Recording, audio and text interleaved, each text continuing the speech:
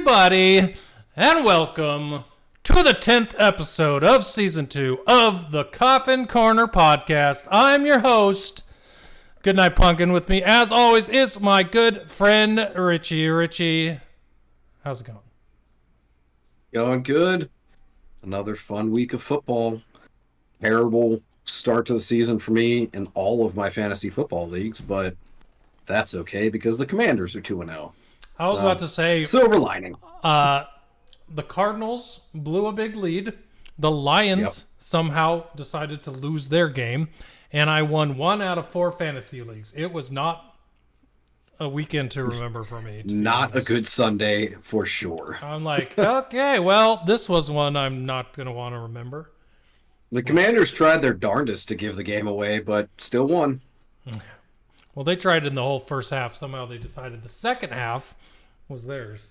Yeah, they don't like to show up till halftime. They did week 1 against the Cardinals. They did week 2 against the Broncos. I'm guessing week 3 against the Bills, they'll be down 35-0 at halftime and then decide to show up. I'm going to be honest with you. I would rather my team play hard in the second half as opposed to play really hard in the first and just suck the second half, because you can fix like the first Cardinals. half. You can fix the first half. You can't fix being tired and unable to close out games. So that might be a good problem. It's always been a sign of good coaching. If teams play better in the second half, they make the adjustments they need to. And watching the Cardinals 2 weeks in a row explode in the second half, especially against the Giants on Sunday, it's like, that's bad coaching. They didn't adjust to anything, and the Giants did, and obviously it showed. So you don't subscribe to the thought that if you're having to make a bunch of adjustments at halftime, you've already lost? No, I think you should be making adjustments at halftime because you're going into the game prepared, like especially on defense. You're going in prepared to what you think they're going to do on offense. The opposing coaches should be changing up their game plan week to week. So you see what they do in the first half and you make the necessary adjustments. It's not like you're throwing out your entire game plan, but if you're getting gashed on the ground by the running back, you could be like, oh, hey, they're handing the ball off a lot. Maybe we should play more guys in the box. No, I agree. You should change things at halftime. That's an old saying, by the way, the one I said. I didn't just make it up. Oh, okay. The idea is that you should only have to make small adjustments at halftime, not change your entire game plan, because if you're at that point, you've already lost. So yeah, I would agree with that. If you're throwing out your entire game plan at halftime, then that's a bad sign. But if you're, even Madden at halftime, you can make adjustments to your game plan, and that's Madden, about as unrealistic as football can get. So I think some adjustments are necessary at halftime. But the Thank Cardinals you for the follow, clearly Isaac. didn't. I see you. But yeah, the Cardinals definitely didn't make any. So I'm with you. All right, well, we'll get right into our top 5 of the week. If you're new here, that we do it every single week to start the show. We come up with a top 5 something for that week. And this week's top 5 is actually rewind to last year in week 2? Yeah, we couldn't think of anything new. Yeah, forget new. We're going rewind, all right? So we're going back to the same as last week in week 2, and we're going to do top 5 running backs of 2023 so far by impact. So yeah, it's only been 2 weeks, but I think that there were some stats as I was looking this up that actually surprised me. So well, I think it's a good top 5. There's also been a lot of shakeups in the running back position in just 2 weeks. So yes, absolutely. I'm totally fine and understanding of throwing these names out here right now. It'll be interesting to see where they wind up, but yeah. Yeah, we'll review them again in another 3 or 4 weeks. We'll just keep rotating these. I'll start. My number 5 is Christian McCaffrey. It's obvious he's one of the best running backs in the NFL, but the thing that shocked me was that he's leading the NFL in rushing. Okay, not shocking, but he has 88 more yards than the second place person. Which, that's, to some running backs, 88 yards is a game. So that's a pretty hefty lead. And, obviously it's only 2 weeks, but right now he's on track for 2,300 rushing yards, which obviously would be a record. So I can name you four starting running backs right now that's more than they have in 2 games. So, yeah. Yes. I went with the number 2 guy, actually, and that's Bijan Robinson, who, oddly enough, doesn't have any touchdowns rushing. I believe he has 2 receiving. So he has scored, but he is, as a rookie, doing what everyone thought he would in the first 2 games. Second in the NFL in rushing in 2 games. As a rookie, I'd say that's a pretty big impact immediately. And I was questionable on whether he'd be that good after 2 weeks. But obviously, that faith that everyone had in him was well placed because he's not disappointing. I thought maybe he'd be in like the top 12 to start the season, but he's just churning out the yards already. And it makes sense since, Atlanta runs a lot. Yeah. I think the thing that amazes me most about that is the fact that Tyler Algier is still getting like 15 carries a game. Like, if Bijan was just their lead back and getting, 80% of carries, he'd be even more of a monster than he is. Did you see the run against the Packers where he juked like 3 people in a row? I think so. Yeah. Oh, it was beautiful. Yeah, he just looks good running. He does. He really does. My number 4 is Kyron Williams. He's somebody that, people had talked about before fantasy football drafts as, a potential replacement for Cam Akers because Sean McVay just seems to hate Cam Akers. And obviously that must be true because he got traded today. I don't have to worry about that anymore. Yeah. But Kyron Williams, he is the number 2 running back in fantasy football after 2 weeks, which is crazy. Fantastic for him. Good opportunity, especially with Akers now officially gone. I don't know if he's going to keep it up and finish number 2 or even top 5 throughout the rest of the season, but he is off to a great start. I picked him up in both of my keeper leagues. So my Dynasty League and my keeper league.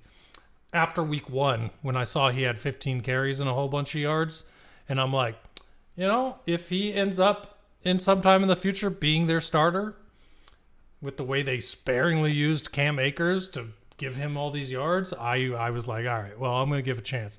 And then Cam Akers was a healthy scratch in week 2, and I'm like, oh, here we go. I love it. Yeah, so. He is especially for somebody that, like you said, you picked him up. He didn't even get drafted in a lot of leagues. And now we'll see what happens. It's his backfield, so we'll see how he does. Yep. And the greatest part about him as far as fantasy goes is he is a runner and he catches the ball. So yes, he's got the dual threat in what is a surprisingly stout Rams offense this season. Did not see that coming. He's got plenty of opportunities. So yeah, absolutely. My second is James Cook from Buffalo, who is 5th in rushing, and proving why just last year people thought that he would be the starting running back with, was it David Singletary? Not David Singletary. Devin Singletary gone. James Cook is starting, and he just looks really good. So yeah, I like James. Yeah, Cook. He does. Dalvin's brother. Mm-hmm. Doing better than his brother. Yeah, well, light years better. My number 3 is Jerome Ford. He's another guy that, I had heard about during the summer. Good handcuff to Nick Chubb. If you drafted Nick Chubb, draft Jerome Ford to handcuff him. And if you did, you're golden because, unfortunately, Nick Chubb destroyed his knee last Monday night. So he is out for the year. But now Jerome Ford looked good both weeks. He looked good when filling in for Chubb on Monday and looked good in week 1. And they signed Kareem Hunt today, but the coach Stefanski said that Jerome Ford's still their number 1 back. So Kareem Hunt's probably going to do what he's done the last couple of years and just fill in. But he'll be the Jerome Ford to Jerome Ford. Yes, he's the new Jerome Ford. Yes, exactly. So Jerome Ford isn't a rookie. I did not know that. He is not. Yeah, I think it's his 2nd year. It is his 2nd year. Last year he played 13 games with only 8 carries for 12 yards. Yep. So crazy. Not do much behind Chubb and Hunt. Nope. But he got his opportunity now. My third is one near and dear to my heart, which makes it so hard to talk about where he's at currently at this moment. But David Montgomery from Detroit. He is the 12th in rushing, despite the fact that he missed most of game 2 after a hot start in that game. So if he had finished game 2, I can only imagine he would have been up in the top 8 at least, at the very least. So David Montgomery having a massive effect on the Detroit offense in his first year. Very straightforward runner, right down the line, goes right through the tackles, just runs hard to go with Gibbs going down the sidelines and going out for catches. It was the perfect 1-2 combination. So now I'm curious with David Montgomery hurt, what we see from Gibbs if Montgomery can't go this weekend. So it'll be interesting. Yeah, that was frustrating to see Montgomery get hurt because he ran hard in week 1 and was running hard against Seattle. And, Craig Reynolds looked okay filling in, and they activated Zonovan Knight, who, we're both fans of. I would rather watch him run than Craig Reynolds. Sorry. Craig Reynolds did literally nothing. I mean, I'm sure though Zonovan Knight will get some carries because he looked good last year, and I mean, he is a good running back. The Jets just had too many to keep him. But yeah, man, David Montgomery, he's exactly what the Lions needed to replace Jamal Williams. Hopefully he doesn't miss too much time. I did like David Montgomery in the press conference after announcing his own injury. I like honesty like that. He's like, yeah, it's a thigh bruise. I'm going to be out, miss some time. It's like not even waiting for the coaches to say that. He just says it himself. First off, I want to say, what's up, Maurice? Good to see you. I see you there. And the other thing I wanted to say is, David, when you get to the sideline and someone wraps you up by your leg up to the knee, just go down. Don't try to do spin moves with someone holding onto your leg, because this is what happens. Yes. So I really wish he had just gone down instead of fighting for that extra yard. I understand, and I like the idea of fighting for stuff, but once you got a guy on your leg and you do the work to spin your leg around while he holds it stationary, that was just tough to watch. So Goonies never say die. Yeah, he definitely didn't. So my number 4 is one near and dear to my heart, Brian Robinson Jr.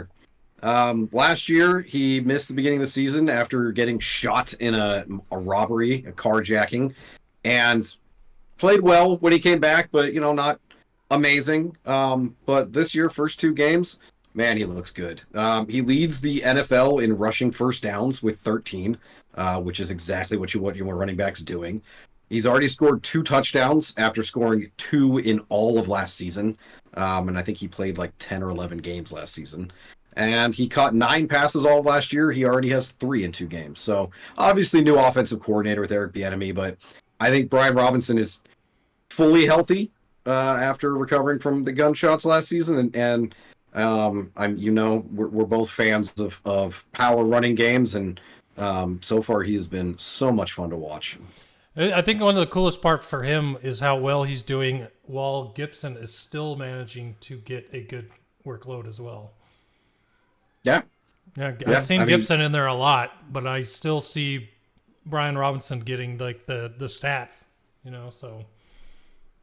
Yeah. In fact, I'm going to look up how many carries Gibson has, because I don't know off the top of my head. But yeah, I'm just, obviously he's like right now he's the 4th running back in fantasy football. I don't think he's going to finish that high, but it's just so nice to see him performing well and getting carries. Let's see. Antonio Gibson only has 5 carries. Brian Robinson has 37. Yeah. How many targets does Gibson have? 4 targets, and Robinson has 5. So Weird Gibson that really I can remember. Weird that I can remember Gibson being on the field that much. Maybe I just catch every play. Maybe because most of the most of the Commanders games I've seen have been on the Red Zone channel, so they must use them more often in the Red Zone than getting to the Red Zone.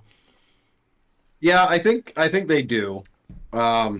I know last week he caught the a pretty good screen pass, so I'm sure that highlight was shown on Red Zone. But yeah, man, Brian Robinson has been the bell cow so far. But it's nice to have Antonio Gibson. Like if Robinson gets hurt or needs to be spelled, you put Antonio Gibson in, and he is still a very competent runner as well. Oh, for sure. I remember when he was the guy in Washington. Yep. So I cheated on the next one. A little bit. So my fourth one I listed here as a top 5 running back of 2023 so far is Anthony Richardson. I mean, you're not wrong. Because he leads the league with rushing touchdowns at 3. Not to mention that he has 76 yards, I think, 78 yards, which puts him ahead of Ramondre Stevenson, Jamal Williams, Najee Harris, and Dameon Pierce, among others. Ridiculous. And Anthony Richardson has left both games with injuries. Yeah, he hasn't even played full games either game. So what Anthony Richardson is doing with his legs is crazy. And it's definitely making an impact for the Colts because they haven't looked like an absolutely terrible team this season so far. Yeah. Now that he's hurt, Texans. If he doesn't play this week, we'll see what they actually are. I do like Gardner Minshew, but he is not leading the league in rushing touchdowns, that's for sure. No. So, there you go. Well, my last one is DeAndre Swift. I know it was only 1 week because he didn't do anything week 1 because they were resting him for Thursday Night Football. But, man, he looked good on Thursday against Minnesota last week. He was crazy good. Yeah, he was fantastic. And it's just good to see him getting a chance. I felt like the Lions never gave him enough opportunities. He was always hurt. I mean, you can't give him one opportunity if he's hurt. Yeah. That guy hurt his leg every year. Hopefully he stays healthy because he looked good. We'll see if they still have Rashad Penny and Kenneth Gainwell, so I don't think DeAndre Swift is gonna get all of the carries, but hopefully he stays healthy and hopefully he keeps it up. Maurice says another guy I have a lot of is Swift. The funny part with Swift is I almost benched him after week 1 and when he scored 1 point. And I'm like, I'm giving you 1 more week. All right. And he did not disappoint in week 2. So thank you to that. No, he did not. I was already thinking to myself, what am I picking up on the waiver wire? Because now I don't have any running backs that are any good. So thank you for coming back in week 2. It's a good thing you waited. Yeah. Yeah. My last one is Tony Pollard, who I stayed away from completely in fantasy drafts for the simple fact that he was always a good second guy for Dallas behind Ezekiel Elliott being the main guy. And I just didn't know if he was going to be able to handle being the number 1 guy and still produce like he did as a receiver out of the backfield as the second guy. But he is the 10th in rushing in the NFL, Tony Pollard is.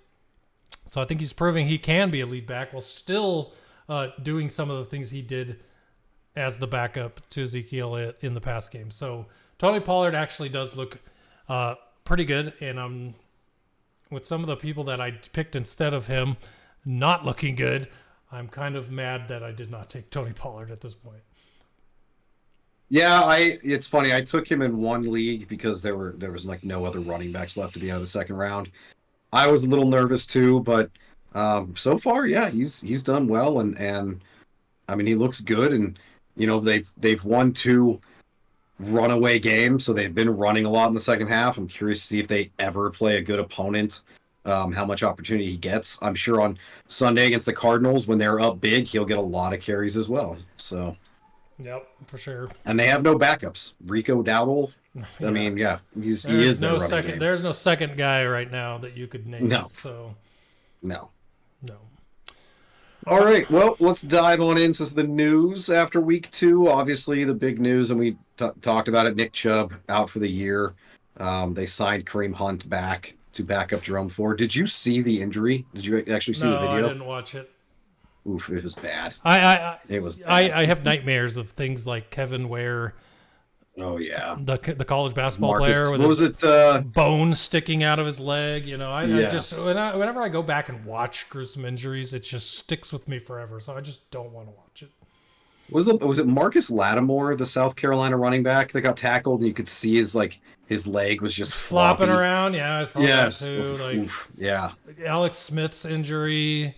Oh yeah. There's so many of them where I'm just like, I don't want to see that anymore. Yeah, it was bad. So obviously he's going to miss all of this year, and he's 28, 20. I mean, he's getting older, so I mean, it could impact him going forward too, which would really suck because he's always been a solid running back and just somebody you can count on. Just another reason for them to devalue the running back position. Yeah.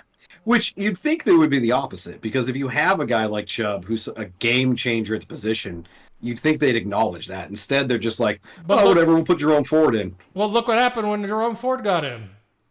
I know. That's my point. It's like, anytime I like seeing running backs do well in the stead of someone that gets injured, but every time that happens, that's where that devaluing happens, because it's like, well, if it's just plug and play, why would we pay you $20 million?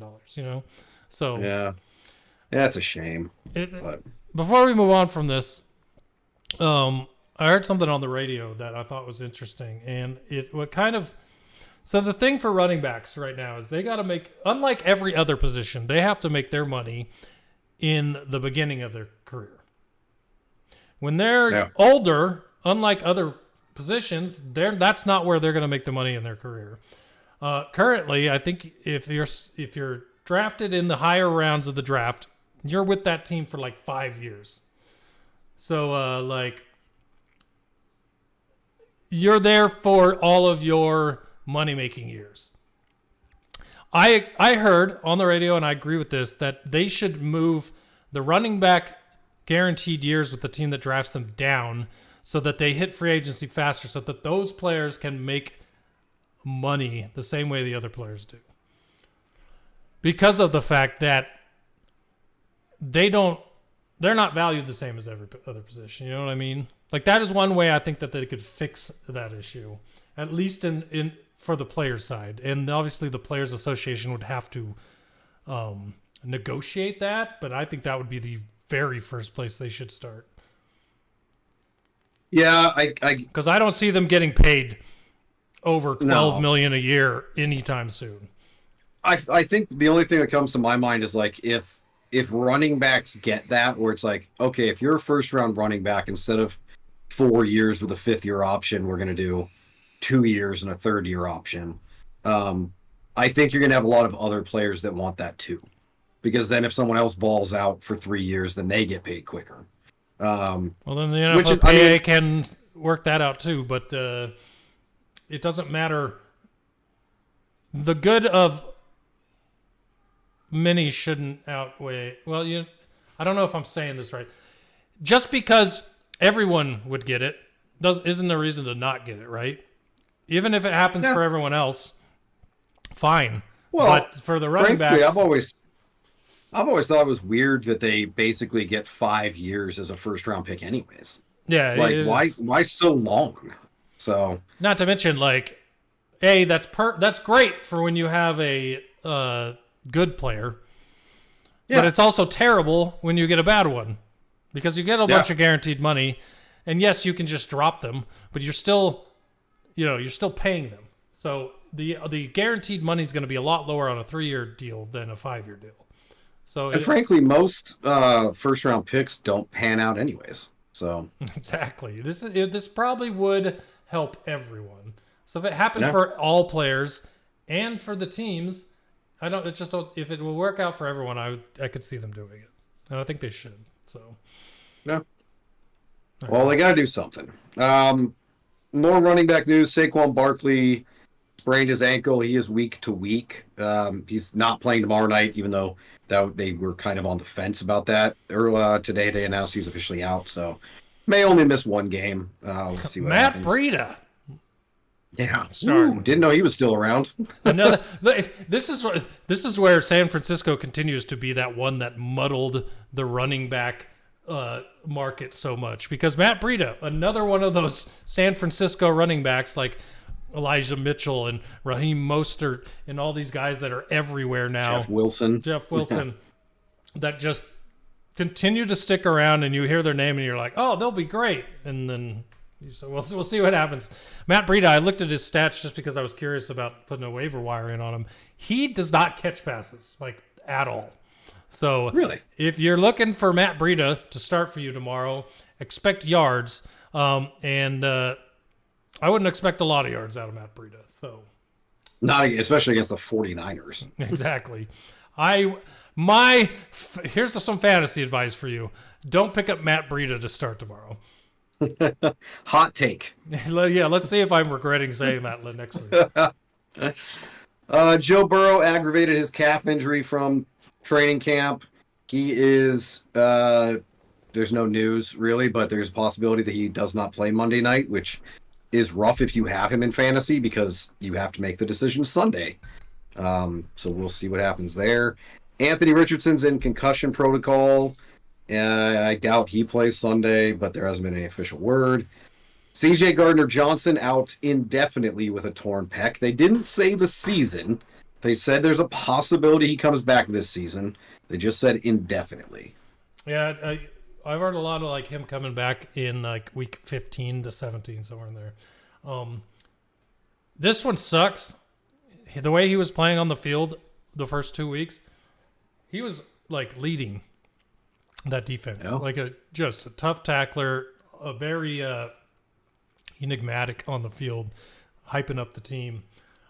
So he's definitely going to miss. The good news is we have a plethora of safeties. It's kind of crazy how many safeties we have. So Brian Branch plays just like him, and he's going to be taking his place, the rookie. So I'm happy to see Brian Branch get more playing time. He had an awesome training camp. He had that pick 6 in week 1, so yeah. I believe in him.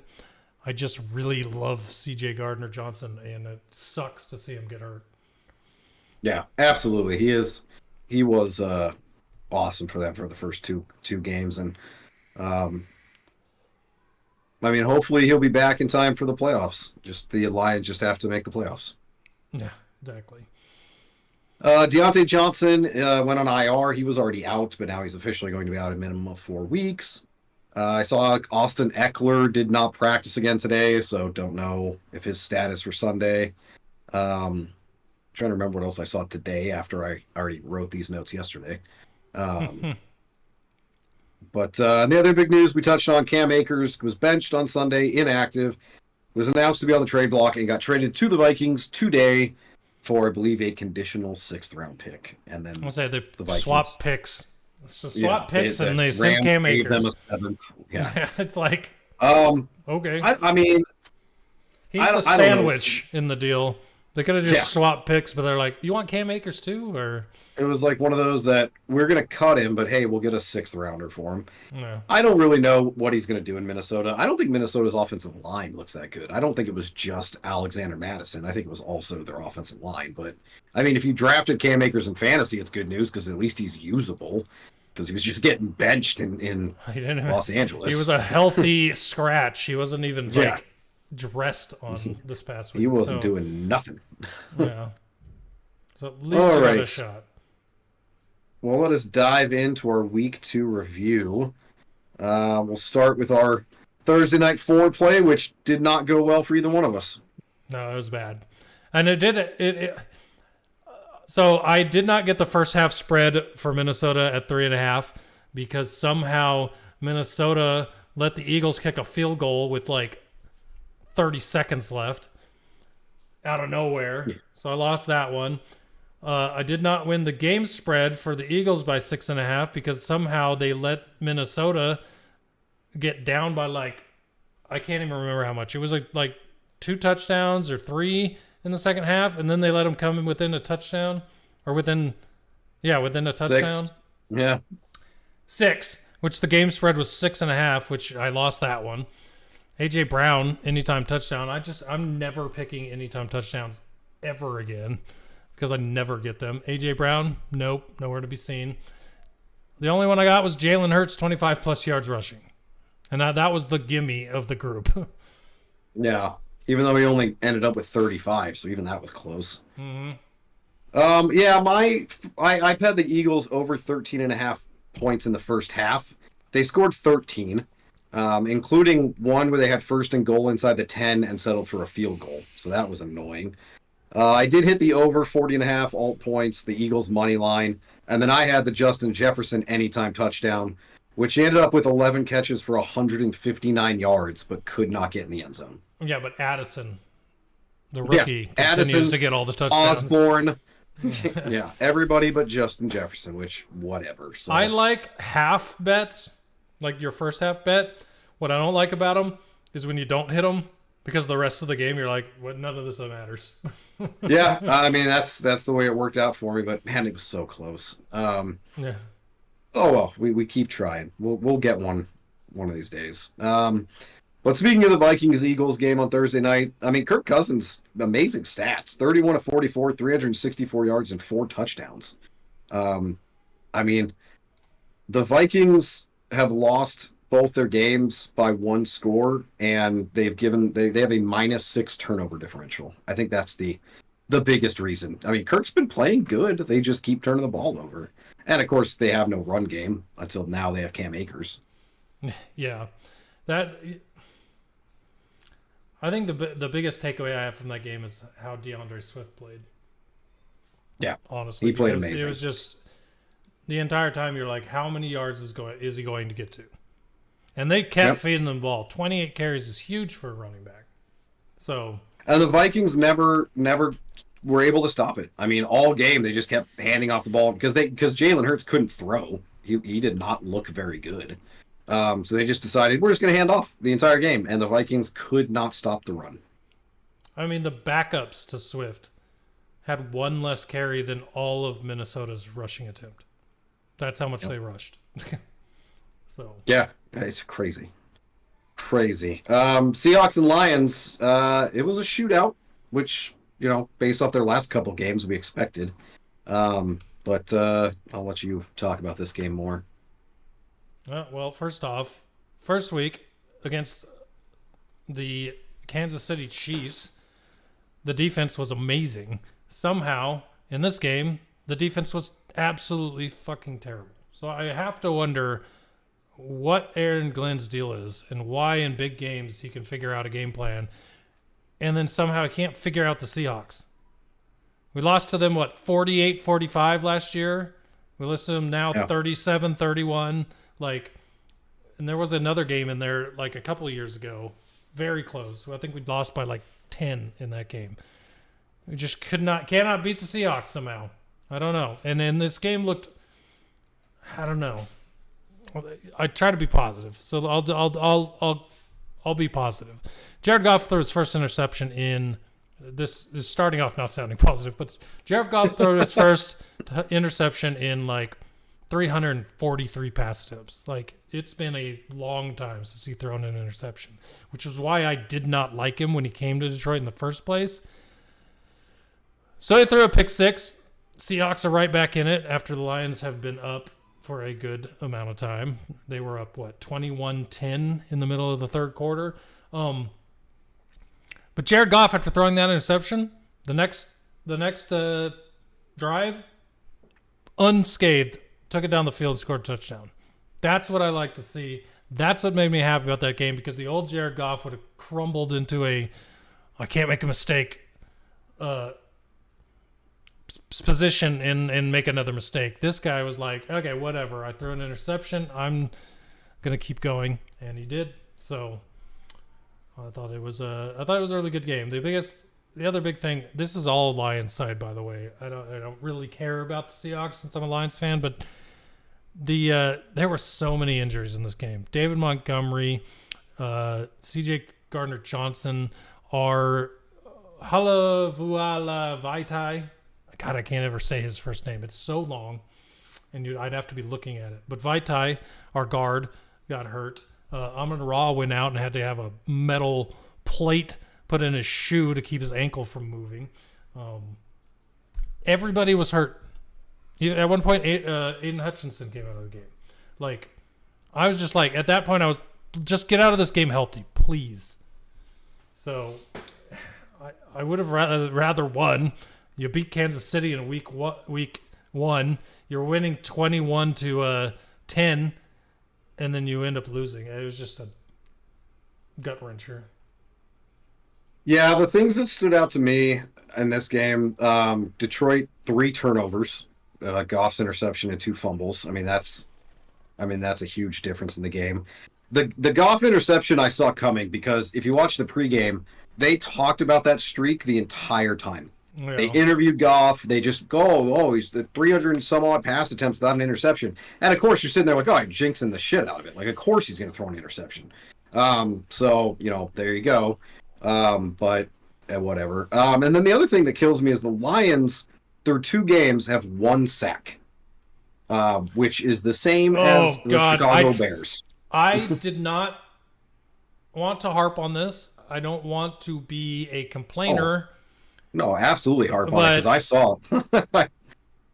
Aiden Hutchinson has been held for 2 straight games and not gotten called at all, ever. Like that touchdown in overtime, he was literally getting man-hugged. The guy had his arm around his neck, pulled him, and spun him, and still didn't get called holding while he throws a touchdown to end the game. I don't understand it. And if you look at the QB hurries and the QB pressures on this team without sacks, it's insane. It just drives me crazy. And when we get to the preview for week 3, I'll tell you why I have no faith that any of that's going to change this week. But it's stupid. It's just dumb. So yeah.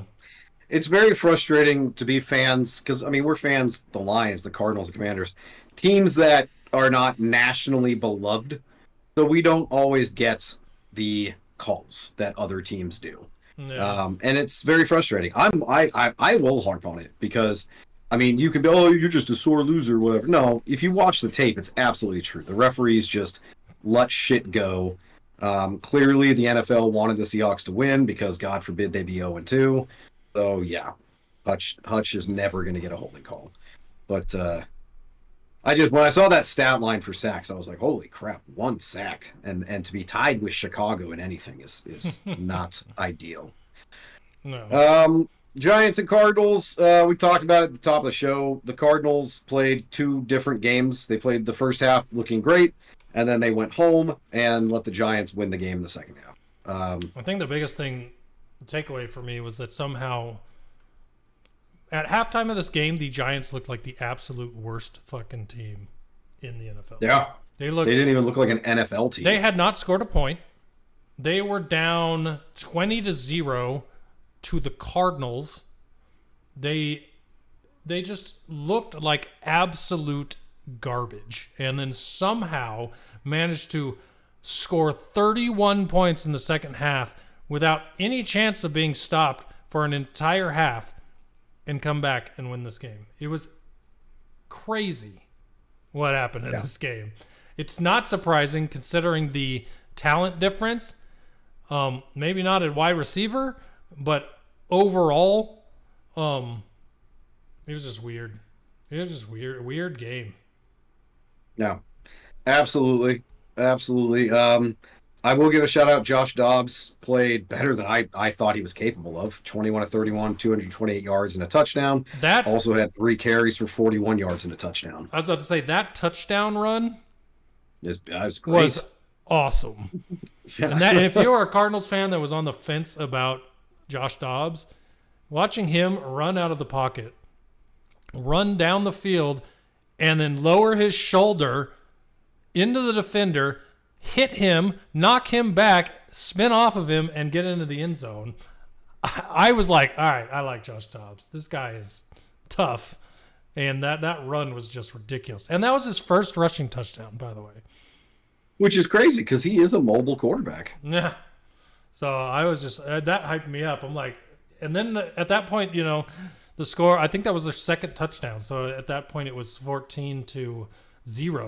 And I'm like, is Josh Dobbs is he been there long enough to figure it out? And are they going to win this game? The answer was no. But yeah, for 3 quarters, it sure as hell looked like it. So They sure had us believing. yeah. And then for the Giants, they get a win, yay. And then this, we talked about the Lions having 1 sack. The Giants don't have any. Kayvon Thibodeau, Dexter Lawrence, they don't have a single sack yet. So, yeah, just a fascinating fun fact about that. Yeah. Packers Falcons. Falcons get the win in what was a pretty ugly game. But I love seeing Green Bay lose, so it made me very happy. Bijan Robinson, 19 carries, 124 yards, 4 catches, 48 yards. He is fantastic, man. He is fantastic. Yeah. Much like last year, Green Bay, the receivers you know the names of are not the ones scoring the touchdowns. I think it was, 2 rookies again? Yeah, Jaden Reed and Dontavian Wicks. I don't even know who that is. Yeah. And Drake London didn't do anything in week 1, had 6 catches, 67 yards, and a touchdown. So I'm guessing Kyle Pitts in week 3 will go off because it's his turn. But, I mean, the Falcons are 2-0. Right? That's crazy. Yeah. Like, And I'm pretty sure if I went back and looked, I had picked them to be one of the 5 worst teams in the league. Drake London had, after having a 0 burger in the first week, actually looked pretty good in the second week. Yeah. And then not to mention, I have to throw this out as well. I hate the Packers, but Quay Walker is ridiculous. Yes. He had 17 total tackles in that game. Yeah, he is very talented. 8 of them solo, which means he was in on, 9 other tackles besides the one he just did all by himself. Yep. It's crazy. And Jordan Love had the 3 touchdowns, but I watched the final drive and he had his chance to have his first fourth quarter comeback like Aaron Rodgers always did, and he kind of choked it away. He did not look good. In fact, the Packers gave up 13 points in the fourth quarter alone. They kind of just while scoring 0 themselves, so that is where the game was lost. Yeah. Pissed the game away, which I love to see it. Raiders Bills, the Bills destroyed them. I mean, after what happened to the Bills in week 1, you kind of figured they were going to come back and do this. If they didn't, you would have wondered what's wrong. They would have been talking all week about what's wrong with the Bills. Yeah, kind of like everyone's talking what's wrong with the Bengals. Yeah, exactly. Josh Jacobs, 9 carries, -2 yards. Yeah, I started him in one league. Yeah, that made me happy. I mean, he had 5 catches for 51 yards, so he still got you some points. But how do you -2 yards on 9 carries? Like that's. Yeah, and his longest was 3 yards. So I mean, even it's not like he got tackled for a -15-yard loss. Like he was just constantly getting tackled on the line of scrimmage. Crazy stat. Gabe Davis, big game, 6 catches, 92 yards and a touchdown. I think before the season, Gabe Davis is one of those that I was just kind of like, I didn't draft him anywhere. No, we talked about it, and we talked about it because I have Gabe Davis, and I like Gabe Davis, and I actually started him last week after he was out the first week, and even though he didn't do anything really the first week, I got a lot of points out of him last week. So, well, hopefully he keeps it up for you. It would be good for the Bills as well. We talked about James Cook, 17 carries, 123 yards, 4 catches, 36 yards. Good running back. I like James Cook. So yeah, good win for the Bills. Bounce back. Ravens Bengals. We talked about the Bengals. 0-2. I mean, and now Burrow's banged up, and Jamar Chase hasn't done anything the first 2 games. Like, these are not the Bengals I expected. I mean, I don't want to say that I expected it, but they were very slow to be good last year as well. They won their last 8 or 9 games. They did. So they did. This is like par for the course for the Bengals, it seems like.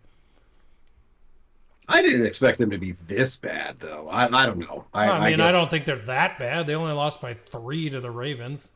I mean, and what was the score of their first game? Their offense just isn't doing anything.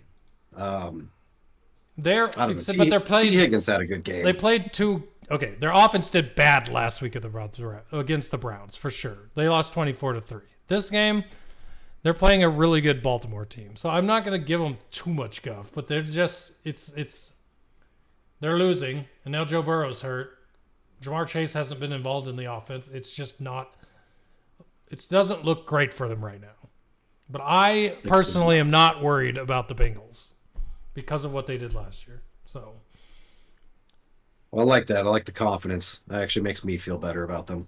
Because I just like the Bengals. I like Chase. I like Joe Mixon. I like Burrow. Like, they just got a lot of players I like. It's not one of my favorite teams, but I look at them and I'm like, I just like the players on that team. And if I'm going to have to watch someone in the playoffs, I like watching the Bengals because they've been perennially bad, and watching them be good is fun. Exactly. So, the Ravens, they're 2-0. You know, good for them. Not really much. I mean, Zay Flowers has looked good. I mean, 4 catches, 62 yards, but one of them was a 52-yarder. Mark Andrews looked good. Mark Andrews in his first game back. So, other news from this game that kind of sucks. Odell Beckham taken out with an ankle injury. So, and there's no. I haven't heard how bad it is, but that's rough for him. After being out all last year. He did not practice today. Being out all last year for him to get injured in the second game of the season just sucks. Yeah, hopefully it's nothing serious. Yeah. Because they could definitely, him and Zay Flowers and Mark Andrews. I mean, that's a good some good pass catchers. Chargers at Titans. Chargers lost another close game, and it's very frustrating. To the Titans somehow. I'll be right back. Keep going. Okay. No Austin Eckler. Josh Kelly filled in. A lot of people expected him to do well. He did not. 13 carries, 39 yards. Keenan Allen had a monster game. 8 catches, 111 yards, 2 touchdowns. Derrick Henry, 25 carries, 80 yards, and a touchdown. It's just the Titans didn't look that good. Tannehill was efficient, 20 of 24. The Chargers just keep finding ways to lose winnable games and close games. And they played Miami week 1, which is a tough team, but Tennessee shouldn't be a tough team on paper. But it's super frustrating, man. Titans are too talented to be 0-2. The who? Chargers, sorry. Chargers, I was like, Titans are 0-2. Yeah, the Chargers are definitely too talented to be 0-2, especially with the way they played the first 2 weeks. But this is what the Chargers do. They always have these thrilling games, and they never can pull them out as the winner of the thrilling game. Very frustrating. Very frustrating. They are wasting Justin Herbert. Mm-hmm. Bears Bucks.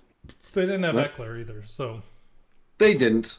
He didn't practice again today, so don't know if he's going to play on Sunday, but hopefully he does because Josh Kelly did not do that well.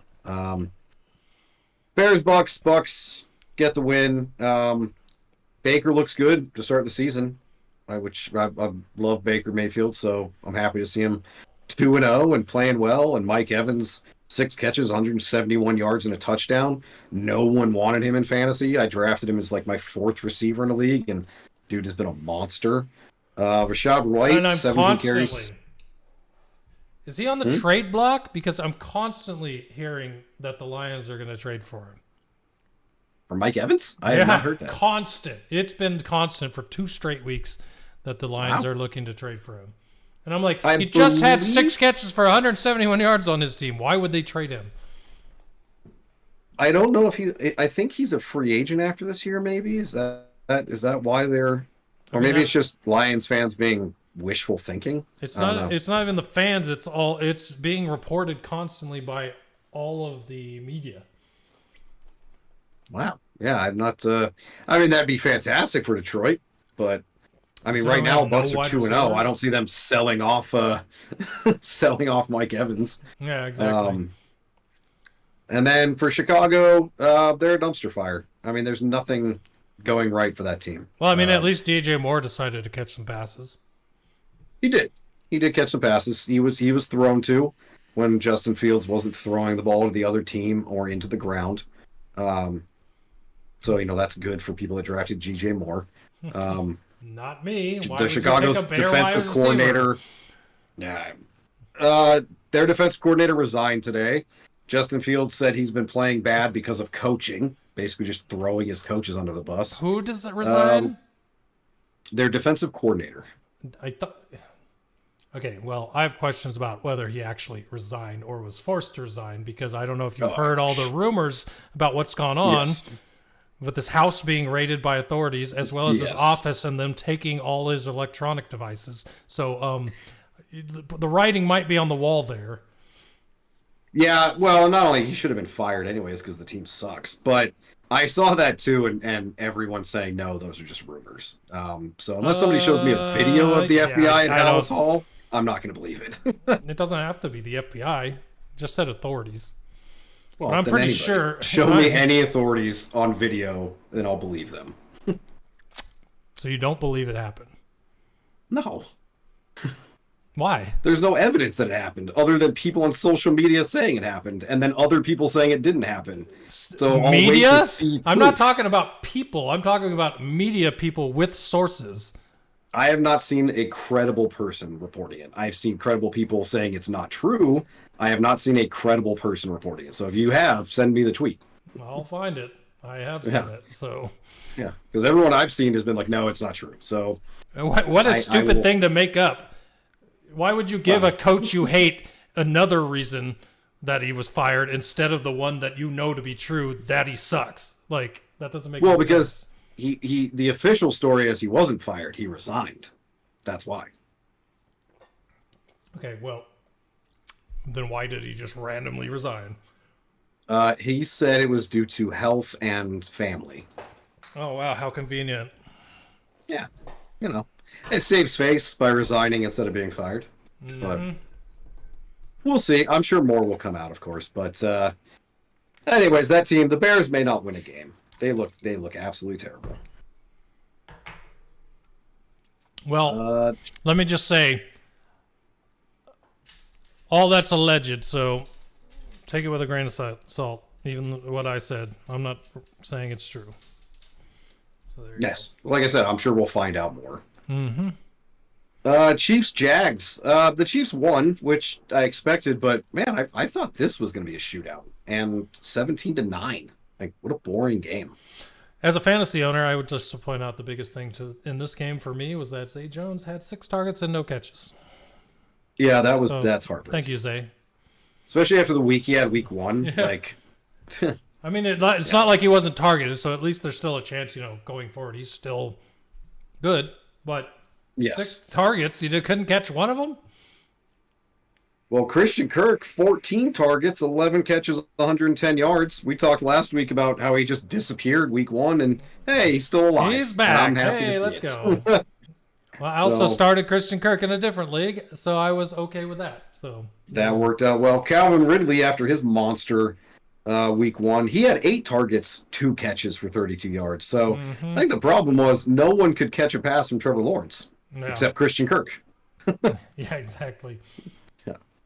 And then, for the Chiefs, Travis Kelce was back. Of course, he caught a touchdown. Didn't do much else. 4 for 26, but you knew he was going to get a touchdown. Sky Moore showed Chiefs up. Get a win.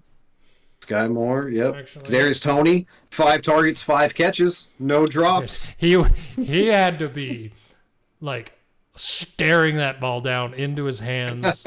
Every pass. He had stickum on his hands. It was like he just glue on his gloves. He's like, I ain't dropping it again. Not this week.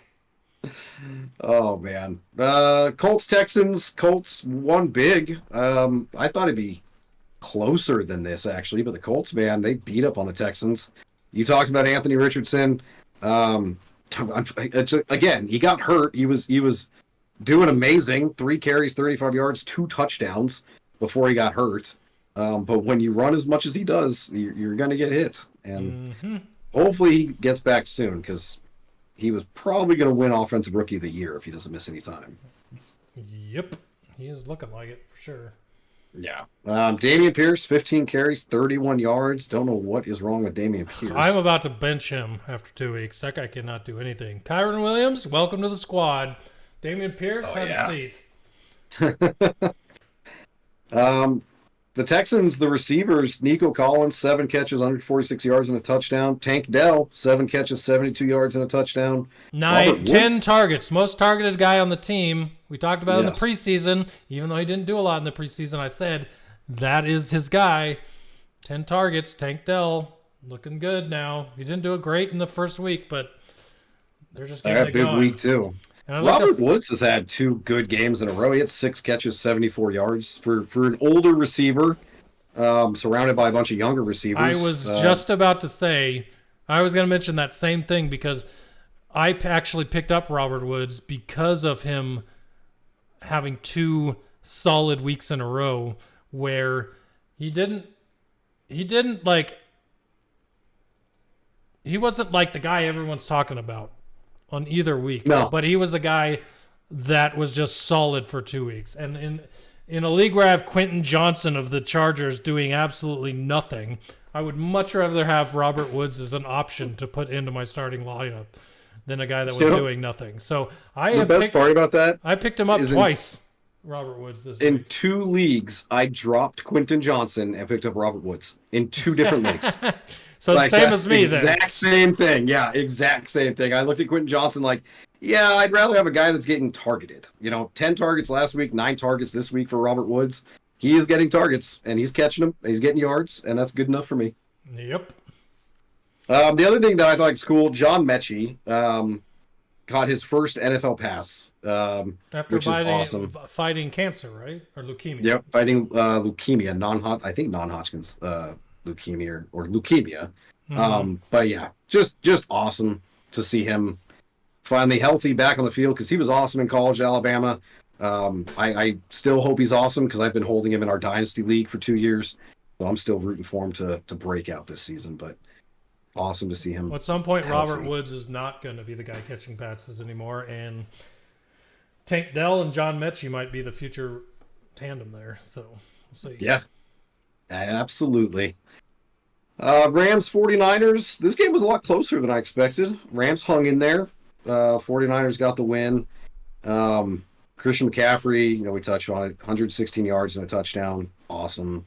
But for the Rams, think of it this Kyron way. Williams. Going into the fourth quarter, the score was 20-17. Yeah. For the Rams. Going into halftime, it was tied. That entire game, I thought the Rams should be blowing out, or the 49ers should be blowing out the Rams because they're not supposed to be good. But here they are. They wind up losing by a touchdown in a game where I think San Francisco, the line was 10.5 points. Yeah, it was massive. Yeah, so there's only really one thing that needs to be talked about as the highlight of this game, and that is Puka Nacua.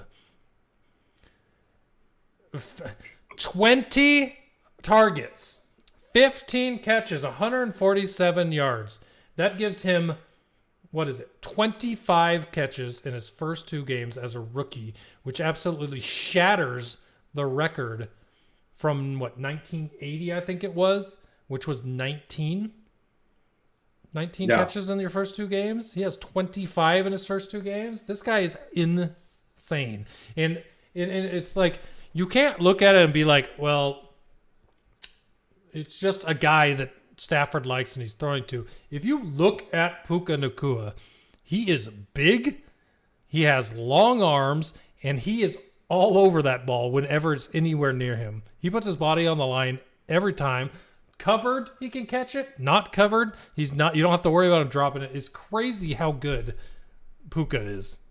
Like, my biggest concern and what I want to see happen is when Cooper Kupp comes back, where Cooper's targets versus Puka's targets lie, because having Kupp and Nacua on the same team on the field at the same time is going to be insane. Like, this offense of the Rams team is nothing like I thought it was going to be. Kyron Williams behind this. Kyron Williams running, very good. Can also catch the ball. Puka, very good. Tutu Atwell, not getting talked about, but still 7 catches, 77 yards, over 100 yards last week. Kupp comes back. Now you've got 3 receivers that are going crazy. I had them as one of the bottom 3 teams in the NFL by the end of the season. And right now, it's looking like if they continue to play this way and can start getting wins, they could be a playoff team. That's how crazy it is. So yeah, they are definitely playing a lot better than anyone expected. Stafford bounced back from his injury, is playing well, and yeah, Puka Nacua, man, they keep feeding him the ball. Eventually, I assume defenses are going to have to double cover him because he's just getting targeted every play. But even that won't last because then Cup will come back, and if you double Nacua and leave Cup open, we know what Cup is. So yeah. And like you talk about, Tutu Atwell, then it's like you can't cover everybody, and the Rams are having two receivers break out that no one saw coming. Yeah, it's crazy. Well, and then, Kyron Williams has been great out of the backfield form, catching passes and running. As a Lions fan, I expect Matthew Stafford to pull the best out of receivers you don't know about, and he's always done it. So this is good to see. Yeah. Yeah, it is awesome. It's not good for the Cardinals, but it is awesome to see as an NFL fan. All right, Jets, Cowboys. Not much to talk about here. The Cowboys destroyed the Jets. The Jets got their good win on Monday night to start the season against Buffalo, and then the Cowboys just ran all over them. Not just rushing, but literally just like a steamroller ran them over like a diesel truck. Yes. Zach Wilson, 3 interceptions. That sucks. I really want the Jets to be successful, but I don't know, man. I don't know if Zach Wilson's going to be able to get them there. Zach Wilson also the leading rusher with more carries than Breece Hall. So someone explained to me, I guess they were down most of the game, so they were just trying to pass it, but Breece Hall. But even then, got nothing. it was 18-10 at halftime. That's one score. That's no reason to abandon the run altogether. Yeah. Especially when you have Breece Hall and Dalvin Cook. Yep. Confusing. Yeah. Garrett Wilson had 8 targets, only 2 catches. That's not gonna work. Got to get him the ball more. Dallas's corners and safeties are just really good, so I'm not even surprised.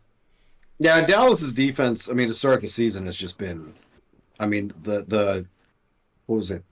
The Giants didn't score a point, and the Jets got 10. So, they are just having a great start to the year. And then they get the Cardinals on Sunday.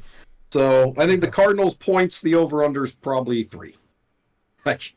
Not good for Arizona. I knew it. That defense. I knew it. This is totally off topic. I'm sorry. Okay.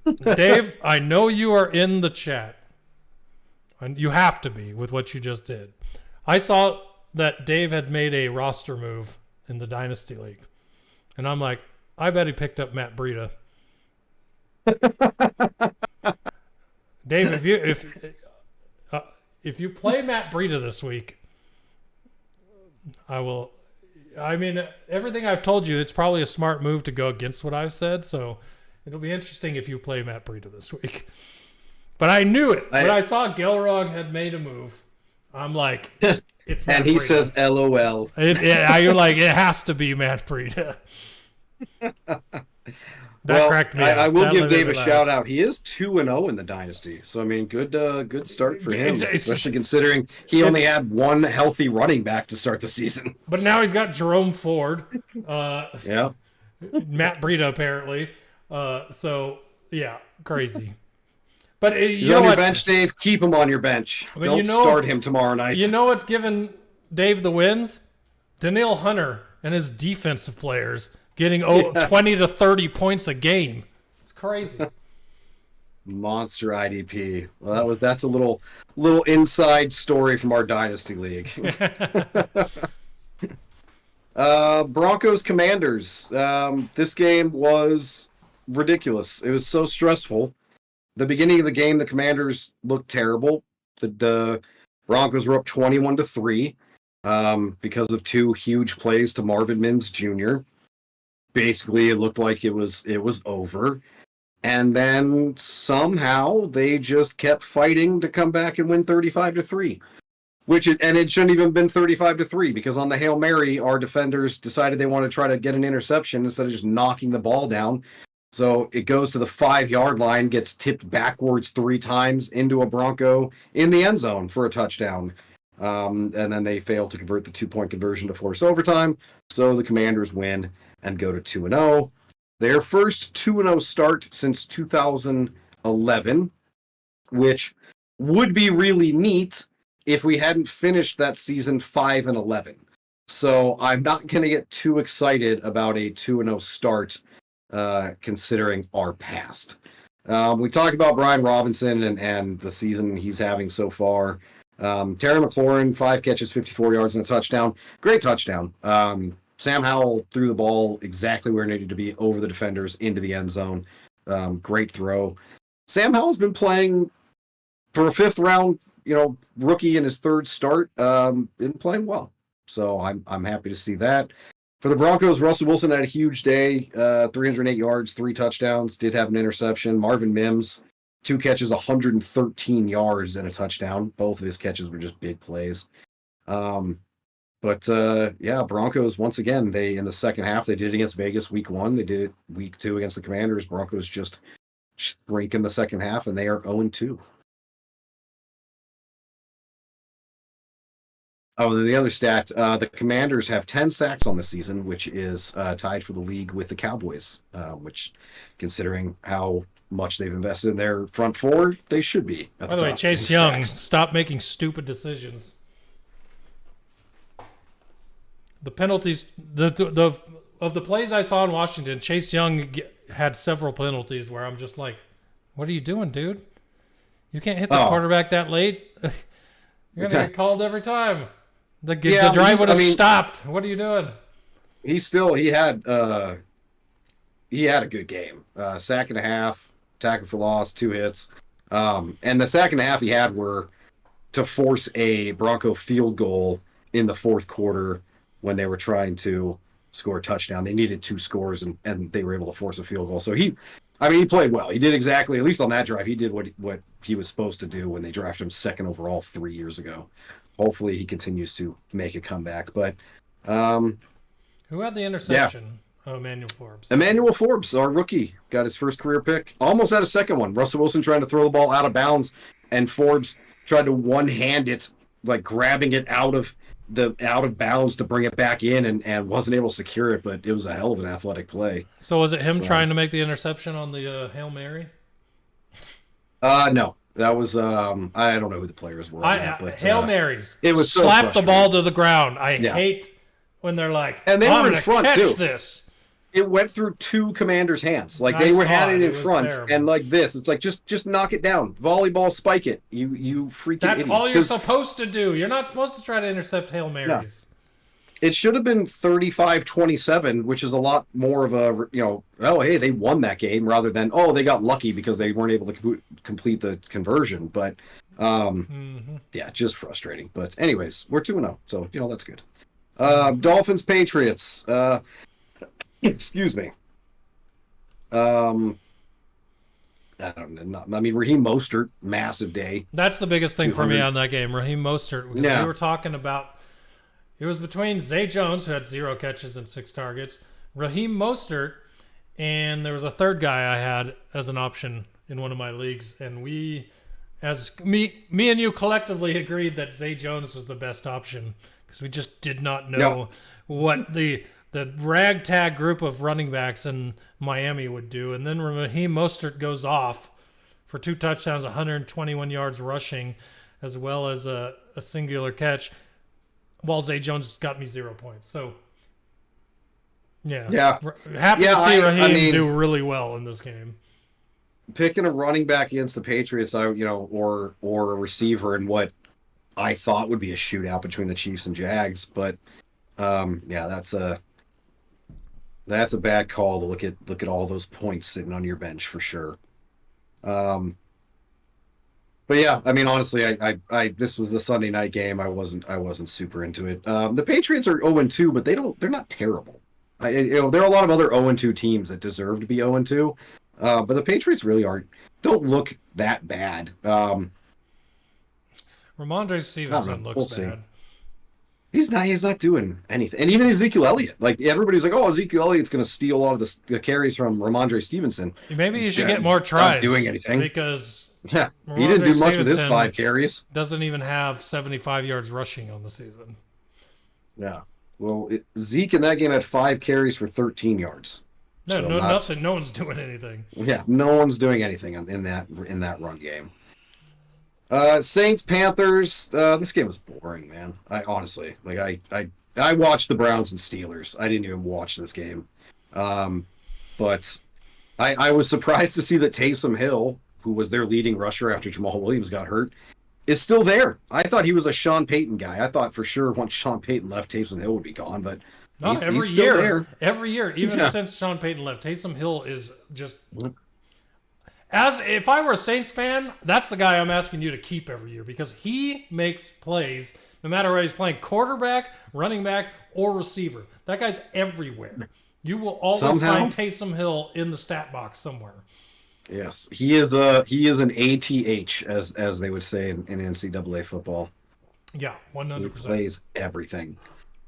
For the Panthers, I don't know, man. I watched a couple Bryce Young highlights. Yeah, Adam Thielen. Who I dropped in multiple leagues because after the first week where he got like 1 target, I'm like, yeah, that guy's not going to do anything. He had 9 targets. Jonathan Mingo had 8 targets, but only caught 3 of them, which is heartbreaking for when now I'm a Jonathan Mingo fan. At least with the 8 targets, me keeping him, I still feel good about that. Yes. I would like for him to start catching Hopefully those he will targets, bounce back. But yeah.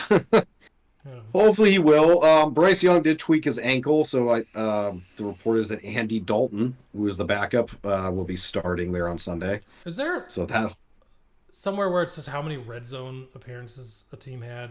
Because I swear my phone went off about 20 times saying Chris Olave's in the red zone for my fantasy thing. And they scored 20 points. Like, what did they do in the red zone? Kick a lot of field goals.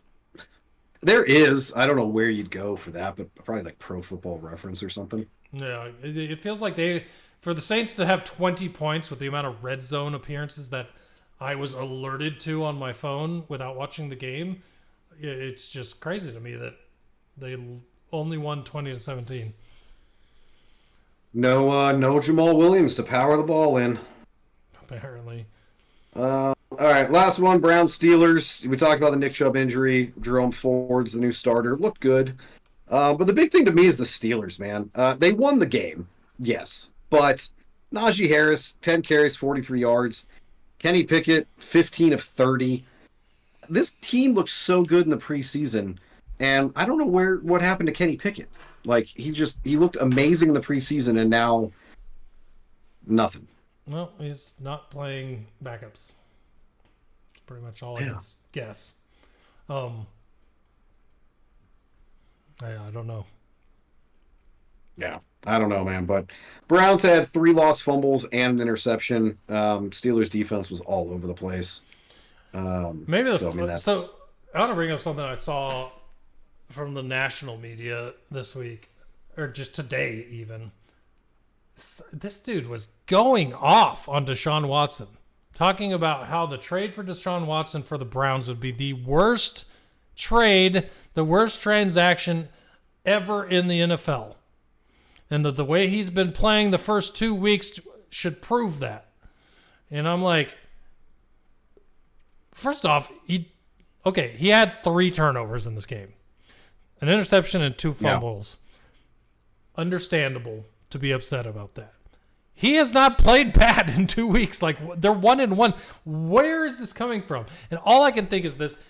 Looking at the guy that was saying it, he's from Fox Sports, and I think he's a Skip Bayless wannabe. I think he just likes to say things for the shock value that have no merit. It's the big long-haired guy. Brown hair. Yeah. Yes. He's been popping up on my TikTok, and honestly, like every time he does, I have to purposely go and say dislike because, yeah, you're right. He just says outrageous shit for attention. I'm like, what are you talking about? Deshaun Watson played well in the first game. They beat the Bengals, 30-3. And then in this game, yes, he had 3 turnovers, but they only lost by 4 points. to a Steelers theme that I didn't think was going to be bad. I thought they'd probably be around 500. So, like, I'm sorry, I had to bring it up because oftentimes I see national media things and then it makes me go, what are you talking about? Like, yeah, I've seen that guy a couple times too, and I never cared enough to find out where he worked. I just kept seeing him like, and yeah, he is very much like Skip Bayless. They're just trolling the public for attention. Clicks so that and interaction, that's all they're going for. They say things like, that make no sense. I'm gonna post a TikTok that's like Tom Brady is the most overrated quarterback ever, just to see how many like interactions it gets. Like that's you just rile up people, and that's all that they care about now. Yeah, suddenly people are like coming into the chat and just talking shit. I'm like, hey, welcome, glad you're here. Yeah, it's like, oh, now you're gonna watch all my other stuff, and that gets me ad dollars. Like, exactly. All right, well that was week 2. So now we'll dive into week 3, starting with tomorrow night's foreplay. I tried to go really easy on this, and you tell me if it even seems easy. I said I tried to go really easy. I would have gone even easier if I didn't have to hit plus 400 for my no sweat parlay. So the money I put in on this. The money I put it on this, I'll get back if I lose it. So, and I always try to do there's always a no sweat parlay on Thursday night. So I always try to do the no sweat on the foreplay. That's why these seemed easy to me, but were also enough that it would put it at plus 400. So, yeah, I have the Giants. I picked the Giants against the spread, right? So I have the Giants not losing by more than 10 points to the 49ers. And I feel like that's pretty doable considering the way they came alive in the second half versus the Cardinals.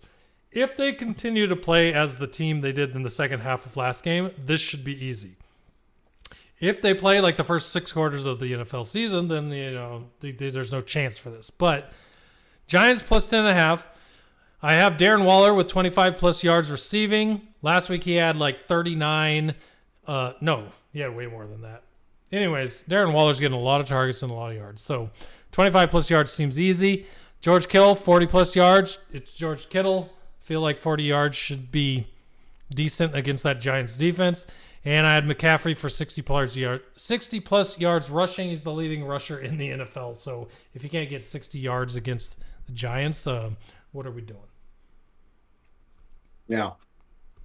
Yeah, I think it would be fun to say like what you bet and what you'll get as well.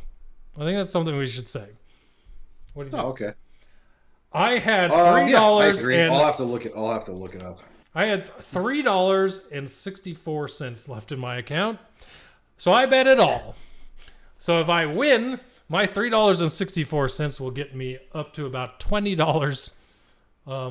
To go into the weekend and spend my other bets. Otherwise, I have to that's good. Fill it back up because I always lose everything. So that's where I'm at. I like it.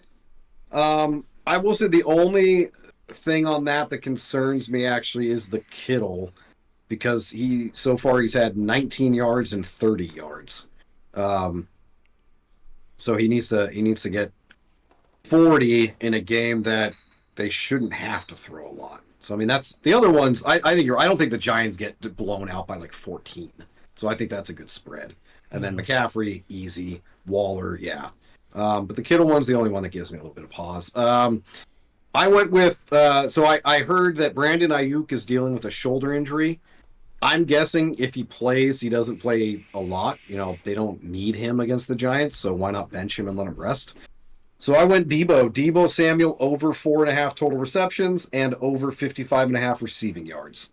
My hope is that it's a Debo game. Debo game. And then I went alt points. I went under 50.5 because even if the 49ers do win big, I don't think the Giants will score a lot. So, even if it's like 30-14 or something like that. And then I went the 49ers by 6.5. I think they win by less than a touchdown. More. Oh no, you have to win by a touchdown for this to. Yeah, a touchdown or more. So I thought about going down a little bit to like 2.5 so they could win by a field goal, but I think they'll win by a touchdown. So I bet $5. I always just bet $5 on these. Plus 393. Normally I do too. So I'll win. Yeah. But I only had I'll win 24. 24.68. So I didn't hit plus 400 because I totally forgot about the no sweat parlay or the no sweat bet. So But that just means you can make another one tomorrow. And which I probably will. Foreplay. Yeah. Exactly. I'll probably will. Maybe I'll do like a second half one. So that works. All right. And then for week 3 picks, so week 2, you went 11-6. I went 10-7. So you gained one more on me again. 2 weeks. You are up by 4 after 2 weeks. 2 weeks. I'm the guy. I like it. You are on a hot streak. No, works out for me. So you did not get your Rams upset pick though. That would have. I was so close. You were very close, but unfortunately, they could not pull it off. It's fine. So now I'm down by 4, and I'm like, man, do I need to make a big swing here and try to go for a lot of different picks, or just try to make up the ground week by week? So we'll see how it goes based off what you pick. What do I have? I have 4 game. I thought it was 5, yeah. So 4 games. That's not too bad. I've been down by 6. I've been down by 6 to you at points last year. So 4 is a solid lead. You're in a good spot. I've gotta make sure I've got some differences from you to give myself a chance. All right. So first game tomorrow night. Last week we made the rule that the person that's winning has to pick first. That way the guy in last gets a better chance to shake things up. So exactly.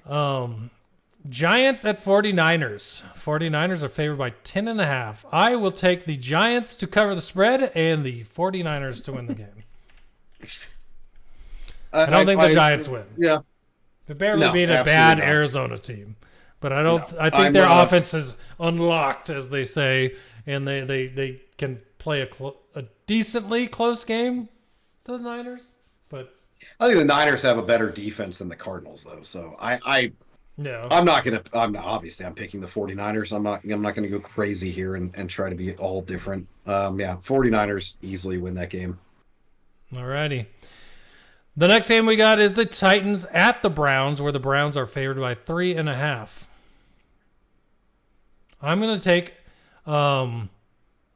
despite long-haired troll takes, I'm going to take the Browns simply because the Titans, last week's win against the Chargers,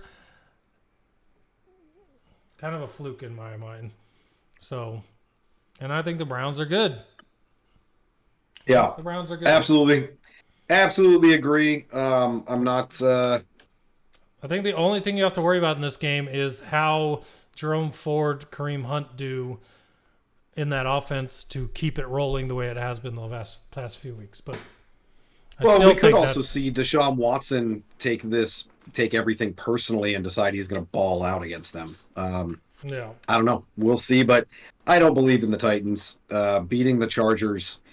Should be impressive, but the Chargers just find ways to lose. So I am going Browns. Next up, you've got the Chargers. Speaking of the Chargers at the Vikings. The Chargers are only favored against the 0-2 Chargers by 1.5 points. You know what's amazing? When I wrote this last night, the Vikings were favored by 1.5. That's crazy. Yeah. Okay, so I said against the 0-2 Vikings as if the Chargers aren't 0-2 themselves. So I guess that's where the 1.5 is. But yeah, I've watched both those games, and the Chargers played just well enough to be a 2-0. So I'm still going to take the Chargers against the Vikings because I think the Vikings are terrible. Yeah. Agreed. At this point, I flip-flop my standings in the NFC North. I think it'll be. I think that I don't even think the Vikings make the playoffs this year. I had them as a I had them winning the division because I couldn't pick the Lions. There ain't no way. I don't even think the Vikings make the playoffs this year. They look atrocious. Maybe Cam Akers can turn things around, but I think the Chargers are just too talented to be 0-2, and they're way too talented to be 0-3. They have to win this game. The Chargers cannot start 0-3. So Yeah, I'm going with the Chargers as well. I like it. I mean, I'll probably even bet the Chargers to cover 1.5. I mean, they should. 1.5 is like, well, you're going to win by 1 point, sure, but against the Vikings, the Chargers will win by 3 points. Next up, you've got the Patriots at the Jets, where the Patriots are favored by 2.5 points against the home team Jets. Yes. Well, maybe we'll differ on this one. I don't know, but I'm taking the Jets. I can't take the Patriots. I'm sorry. I figured you would take the Jets. And it's funny. The Jets have not beaten the Patriots. What is it? It's like 7 tries or something the last 7 games. Let me see. I'm going to look it up real quick. I don't know. I don't even know where I would find that. I don't think it's going to be on Wikipedia. I don't know why I just did that. I saw it somewhere though. It's like it's a long stretch of they're 18-2 against the Jets in the last 10 years. So I mean that's pretty massive. I do believe the Jets can win this game, but I will take this opportunity to be different. Also because Bill Belichick, I think, just loves shutting down the Jets. So maybe he'll do it again. But I'll go Patriots. All right. We got the Texans at the Jaguars, where the Jaguars are... Oh, by the way, on that Patriots-Jets game, here's the only reason you'll get this one right. For 2 weeks, I had Hassan Reddick as my defensive lineman in our Dynasty League. You didn't cut him after week 1? No. Oh, no, it was against the after week Vikings 2. that he got a 0. Yeah. The first week, he had like 1 point. Second week, he had 0. So, you know who my other defensive lineman is, and was on the bench both those weeks and got over 10 points both weeks? Quinnen Williams. Keenan Williams. So, I've now starting Keenan Williams this week, which could be go. the He's gonna nail do in anything. the coffin of the Jets against the Patriots. So, He's not doing a thing. So back to this. Texans at the Jaguars, where the Jaguars are favored by 8.5 points. The Jaguars. Yeah. Are they 0-2 or they've won the first week? They're 1-1. I mean, They're 1-1. Okay. Yeah, they're a good team. They just didn't. I don't look think they're a great bad against the team. Chiefs. I just thought maybe that as an 0-2 team, being up a 8.5 point favor was weird, but they are 1-1. So you're right on that. And the Texans are absolutely still the worst. Well, no, I think the Bears are the worst team in the NFL, but the Texans are a close second. Yeah, I like I've said multiple times, the only way I'm getting a point, I will never get a point from the Texans, to be honest. I don't know what they would have to do to show me. Actually, they'd have to play the Bears, and I might pick the Texans. So I'm taking the Jaguars. That would be a toss-up. Yeah, exactly. It's You like know what's crazy too is the Bears own the Panthers' first-round pick. The Cardinals own the Texans' first-round pick. So the first 4 picks of next year's draft could be Bears, Cardinals, Bears, Cardinals. Hold up. Let me just say this. I think the Texans cover that spread. And I'll say this is why. CJ Stroud played really well last week in the loss for this type of spread. Like their last game, 31-20 against Indianapolis, where he had, I'm looking it up right now. CJ Stroud, 30 of 47 for 384 yards, 2 touchdowns. No interceptions. And as far as I can tell, he fumbled once. Or he lost a fumble once. So if this game might be closer than it looks, I'll still take the Jags, but I wouldn't be surprised if the Texans somehow sneaked it out. I'd be surprised if they won. I think the Jaguars. Yeah, I'd be surprised. I don't know. I'm using a turn of phrase for some reason that just does not really apply. Yeah. But I think there is a way the Texans keep it close. It's fun. There are a lot of games with massive lines this week. Like 8.5 is like the 5th smallest line. I just might make a parlay on the giant lines in the NFL this week and just pick against the giant lines on all of them. Yeah, see what just I put a can buck get. on it. Yeah. And you'll get like plus 20,000 odds. Yeah, exactly. Yeah. But yeah, I'm also going with the Jaguars. especially after losing a close one to the Chiefs. I think the Jaguars want to put up points. What? We didn't talk about this in the recap from last week. What game was it where someone kicked a field goal to cover the spread? Ooh. A meaningless field goal to cover the spread. The Rams kicked a meaningless field goal and it covered the spread. And everyone went off on conspiracy theories about that. Yeah, Sean McVay, as time expired, kicked a field goal to lose by 7 because the spread was 7.5. Yeah, that was insane. Like, and all the conspiracy theories about the NFL script and all this, it just went crazy. I forgot to mention that. That was so. I can't think of a reason for him to do that other than to beat the spread. There really is no reason, to kick a field goal. You're down by 10. Time's expired. You're going to kick a field goal. No. Yeah, so there's no reason to kick a field goal. No. You could say, I want to practice our special teams formation in game. It's like, no, bro. Like, you knew what you were doing. That was the spread, 100%. Yeah. You knew what you were doing. You were pissing off Vegas. Sorry, I had to mention that because that was just I totally forgot about that. Yeah, that was a huge story on Monday. All right, so we both went Jaguars. Yeah, obviously. Next up, we got the Bills at Commanders. Bills favored by 6.5. The 1-1 Bills are favored by 6.5 against the 2-0 Commanders. Yes, that's a lot of points. Because there's more to it than just that. They're at home. I could see the spread if the Bills were the home team.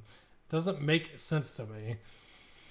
It's a sellout, too. I don't know how many people are going to be Bills fans, but they've sold out 2 straight home games, which is something that never happened under Snyder.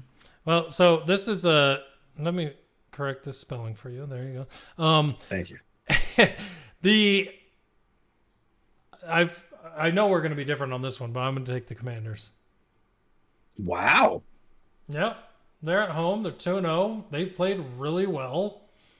The Bills have not played really well for the entire season. They played good last week, but what does that mean? It's this week. No. We're playing this week, so. And here's what's funny, because I was gonna mention this before I made my pick anyways. There is a path to victory for the Commanders. They have the talent on defense. The offense has been playing. If they play mistake-free, there is a path to winning this game. I'm not going to pick them. A, because I don't want to jinx them. And B, because I don't necessarily think that path is going to come to fruition. But, like you said, you wouldn't be surprised if the Texans beat the Jaguars. You meant you would be surprised. No. I would not be surprised if the Commanders beat the Bills. There is a way for it to happen. I know the line is huge, but the Commanders are one of those teams that they're in the first 2 games, they are getting a lot out of players that no one considers to be good players. And yeah, I mean, obviously I want them to win. I'd be very, very happy if they won this game. It's possible. I will say I don't think the Bills win by a touchdown. This is one I will bet the Commanders to cover 6.5. I think they will keep it close. But I'm still going to pick the Bills just because superstition. Gotcha. And to be different. And it's different, so you get a point on it if you get exactly. But trust me, I hope I give you this point. I hope above all hope that you win this one. Next up, you have the Colts at the Ravens, where the Ravens are favored by 7.5, and I don't think without Anthony Richardson that the Colts have any chance. So I'm taking the Ravens. Yeah, same. I'd love if Gardner Minshew can pull off this upset, but the Ravens have looked good. They're 2-0, and I think their offense is too talented for the Colts defense. I agree. Falcons at the Lions, where the Lions are favored by 3.5 points. This one I would have a hard time with if the Lions were at the Falcons, but since the Lions are at home, do I knock on wood? Do I shave my head tomorrow? Like, what do I do to not jinx this by picking the Lions? Did you knock on wood when you picked them last week? I don't know what I did last week. That's why I'm worried. I would definitely knock on some wood if you have some nearby. You just need to get yourself a little 2x4 block to knock on. Just lick my microphone. There you go. Get some salt over your shoulder. Exactly. I'll pick the Lions. I feel like the Lions should have beat Seattle. I still think they're a great team. The Falcons surprised me by beating the Packers. I don't think they can. They can beat the Lions on the road. It'll be fun to watch a full game of Bijan Robinson. I hope he sucks against the Lions, but it'll be fun to like focus on a Bijan Robinson. Pasta Man's going to get all the tackles. He's going to be right in Robinson's face. And Pasta Man is going to get run over like he always does. You know, Pasta Man is the person who has your one sack. I forgot to mention that earlier, but I love that. I love that. Makes sense, I guess. Next up, you got the Saints at the Packers, where the Packers are favored by 2 points. 2. There's not a half here. Weird line. Yeah, weird line. Just straight 2. It's not often you get a straight up score. Yeah. A straight up thing like that. Are the Saints 1-1? Yes. No, they're 2-0. Like I thought they were. Yeah, because they beat the Panthers. Yeah, they're 2-0. I don't know why Packers are at home, I guess. I'm taking the Saints. I'll take the Saints in Lambeau. The Saints are 2-0, but they have not impressed me whatsoever. The Packers at home, in the risk of falling to 1-2. I don't think the NFL lets that happen. I think the Packers win. Oh, by the way, let's go back to that pick I made of the Lions. This is what I meant to say, even though I am picking them. We already know who the officiating crew for the Lions game is. It is the same crew that 5 years ago they haven't officiated a Lions game in. No, it wasn't 5 years. I think it was 7 years. 7 years ago, they called this officiating crew called a face mask penalty on Devin Taylor against Aaron Rodgers that gave Aaron Rodgers 15 yards and a chance for a Hail Mary that beat the Lions. It was 8 years ago. The same officiating crew that called one of the worst penalties against the Lions I have ever seen in my life is officiating this game. So I hope history doesn't repeat itself, and this is why earlier in the podcast I said I was not hopeful that Aiden Hutchinson got calls for holding all game after 2 games of not getting any. I just don't see it happening a third game because of who this officiating crew is. So boy, that makes me want to switch my picks to the Falcons. Yeah, surprise! Didn't know that, did you? Yeah, that game, Week 13, 2015. I remember because I was there. That's absolutely terrible. It was. He grabbed him by the shoulder and pulled him down, and somehow got called for face mask. It was the stupidest thing ever. Anyways, the thing about that game that I remember as a Lions fan if I didn't mention that. The thing that I remember most about that game was afterwards, Lions fans weren't even mad. It was just like, yeah, we expected this to happen. Like, they're so used to it's all that ever happened luck that they were just kind of like, no surprise here. Mm-hmm. Yeah, crazy. No. Boy, I might actually switch to the Falcons just off of that. We'll see how many we end up with different at the end of this. You got the Broncos at the Dolphins. I'm taking the Dolphins easy. I don't think the Broncos are any good. And I said at the beginning of the season that I would not pick the Broncos until they prove to me that they can win, and they are 0-2. So, yeah. Now, the Dolphins are favored by 6.5, so this is one of those that I am tempted to bet the Broncos to cover that spread, but I think the Dolphins still win. No. Panthers at Seahawks. After watching the Seahawks and the questionable officiating and apparently what they're being told to do for the Seahawks, I will take the Seahawks in this one. Yep. I also think the Panthers are garbage. So yeah, definitely taking the Seahawks. Yeah. For sure. Bears. The next two are so easy. I mean, there's really no point. Let's just say what the games are and the spreads, and then we'll move on because everyone can guess our picks. Bears at Chiefs, where the Chiefs are favored 12.5 at home. Easy, Chiefs for both of us. Cowboys minus 12.5 at the Cardinals. We're both taking the Cowboys. So I will be at that game. I'm looking forward to it being 80% Cowboys fans, like it always is. Yeah, two biggest spreads of the week, and I mean, these are two that I don't even want to bet the Bears or Cardinals to cover the spread because they legitimately both could lose by 14. So, yeah. For sure. Chiefs and Cowboys. Three more games I got here. The Steelers at the Raiders, where the Raiders are favored by 2.5. Raiders are 1-1. They've only scored 27 points. The Steelers, on the other hand, not much better. So it's kind of a toss-up. But didn't the Raiders get blown out last week by the Bills? Yeah. And the Steelers only lost. They won. They beat the Browns. Oh, that's right. They beat the Browns. And they got blown out by the 49ers week 1. So both teams have a close win and a blowout loss. I'll take the Steelers in this one. Damn. Sorry. No, it's fine. I'm not going to switch it up just to be different because I'm looking at this and I'm like, I just don't see the Raiders. The Steelers defense, man, looked on fire Monday night. And the offense, if they can ever get Najee Harris right, and that's just funny. These teams are almost identical. Najee Harris, Josh Jacobs, neither one of them is doing shit. It's crazy, but I'm going to stick with the Steelers because I think the Steelers just defense is better. That gives me the nod.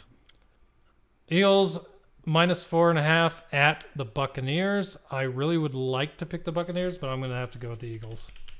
I can't believe this line is only 4.5. I know the Bucs are 2-0 and have been playing well. The Bucs are 2-0 and they're at home. Yeah, but one of those wins is against the Bears. So I'm sorry, but I think Eagles definitely. Who played the Bears in week 1? The Packers. Oh, that's right. Okay. Next game, you got the Rams at the Bengals. Burrow might not play. The Rams are on fire. The fact that the Bengals are favored in this game, I don't understand it. We might be different on this one, but I'm taking the Rams. No, we're not different. If Burrow plays, then I think the Bengals I would have win. made the same distinction, but I know we've in the past not allowed ourselves to make distinctions like that, so I'm just going to straight up take the Rams. Yeah. Wait, why haven't we allowed ourselves to make distinctions? Because that's just too much work. Okay. We have to go off the information we have when we make the pick. Right. Well, I'm not saying I want to change my pick based off what Joe Burrow does. I'm just saying I'm saying if I knew he was playing, I'd pick the Bengals. I'd pick the Bengals. Yes, exactly. Yeah. That's what I'm saying. Yeah. I would do the same. Yeah. But assuming Joe Burrow doesn't play, I take the Rams. Yeah. And I don't think he does play. So I'm gonna be safe and because I think I saw that the Browns' backup quarterback is Jake Browning. So yes, Jake Browning is the backup. So, if I'd rather be safe and pick the Rams, assuming Burrow's not playing. If he plays and they win, whatever. But I don't think he plays. So I'm gonna stick with the Rams. I think that gives us only 3. Jets, Patriots, Commanders, Bills, Saints, Packers. Should I switch to the Falcons so we have 4 different and I just try to get them all back in 1 week? I mean, I say no. That way I have less a way of you to catch up. But, I mean, that's up to you. I say the problem is I don't want to pick the Falcons because then I feel like I'm jinxing the Lions by picking against them. I mean, at this point, as a superstition person, I'm to the point where picking them or not picking them really, I don't even know if it's had an effect for me. So, gosh, no, I'm gonna stick with the Lions. I don't think they lose a game at home. They were so close to beating the Seahawks if it wasn't for all the turnovers. I think they can win that game. All right. My confidence pick is the Chiefs. Now in week 1, didn't we agree that we would make our confidence picks without massive lines? Yeah, what was it? Under 7, right? Under 7, yes. Oh, damn it. All right, then I'll put mine on the Dolphins. All right, I'm going to go with the... Gosh, I almost want to take the Chargers just because the Vikings suck. But I'm actually going to go with the Eagles because I don't know why that line is so low to begin with. Makes sense to me. All right, well, week 2 fantasy sleepers. Let's review. You had some good picks to start. Russell Wilson, he was the 16th ranked quarterback against the Commanders. He finished QB2 last week, so that was a heck of a pick. I had Deshaun Watson. He was 15th ranked, finished 22nd. Not a good pick. Obviously, we already talked about how quote-unquote terrible he's played. Rashad White was your running back. He was ranked 20th and finished 9th. So again, hell of a pick. On mine, I went with David Montgomery. He was ranked 19th. He finished 18th. Of course, he missed most of the game, so I'm not going to consider that a win. I consider that a push because he got hurt, but obviously he would have finished much higher if he had definitely would have been a win if he didn't get hurt. Receiver, we both whiffed on. You picked Michael Thomas. He was ranked 35th, finished 43rd, which is pretty close. And I went with Amari Cooper to stack with Deshaun Watson. He was ranked 25th, finished 31st. So both those guys finished about where they were ranked anyway. I have Amari Cooper, and I didn't play him. You know what's funny? He didn't have a terrible game. I think he had like 8 catches for 90. He had like 16, 17 points. I would have started him if he didn't play Monday night. But it was one of those situations where he was the injury. He was injured, and Mondays when they said he was playing, and I'm like, I'm not waiting till Monday because if he doesn't play, I had the same screwed. thing. Same thing in a league. I put him on my bench to be safe, and then scored points on my bench, of course. Tight end, you had Hayden Hurst. He was ranked 21st, finished 36th. My only win of the week was my tight end, Kate Otten, who was ranked 29th and finished 11th. Yeah. So, it's like I feel like tight ends are grouped so closely as far as projected points go that like getting a win on tight end, it's almost harder to get a loss on tight end. Well, and it's funny because for a win, I think he only scored like 9 points, but that's still tight end 11 because it's such a garbage position at this point. That's my point exactly. Where Laporta was what? How'd you just pick Laporta every week? Sam Laporta finished 6th with 11.8. Kate Otten had 10.1, so literally 1.7 points behind. Yeah, it's. and Laporta had an awesome week. So. Yeah, he did. 12 points out of a tight end is an awesome week. Yeah. Yeah, crazy. But all right, now we'll do our week 3 picks for fantasy sleepers. I'm going to start with my quarterback, Matthew Stafford. We just talked about the Rams-Bengals. He's ranked 17th. Playing Monday night. The Bengals defense doesn't look great. Now, if Burrow doesn't play and they don't have to shoot out, he may not throw a lot, but I think he's a good play. In which case, another rookie does really well in Kyron Williams. Yep. So. Well, yeah, Puka, Tutu, Kyron Williams. He's got a lot of weapons that no one talked about going into the year, and all of a sudden he's surrounded by weapons. I did. Or Matthew Stafford is just that good. Yeah. I think Matthew Stafford is just that good. Hey, I'm happy to see